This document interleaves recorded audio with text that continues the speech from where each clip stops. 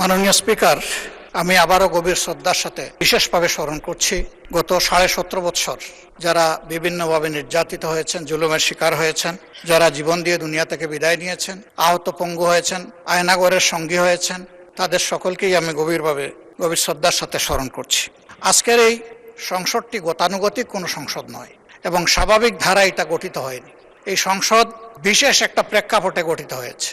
আমরা সকলেই এখানে আজকে যারা আছি কম বেশি 15.5 বছর একটি স্বৈর শাসনের, ফ্যাসিবাদী শাসনের জাতাকলে পিষ্ট ছিলাম এবং আমার ধারণা জেলের ভাত না খাওয়া মানুষ এখানে বোধহয় খুঁজে পাওয়া যাবে না।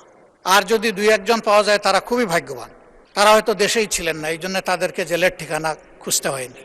এইরকম একটা প্রেক্ষাপটে আমাদের এই সংসদ গঠিত হয়েছে।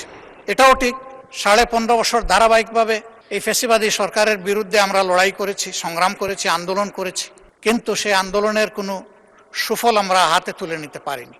এর মধ্য দিয়ে আমরা অনেকেই 23-24 সালে জেলে ছিলাম। মাননীয় সদস্য, আমি আন্তরিকভাবে দুঃখিত। বিধি অনুযায়ী লিখিত বিবৃতি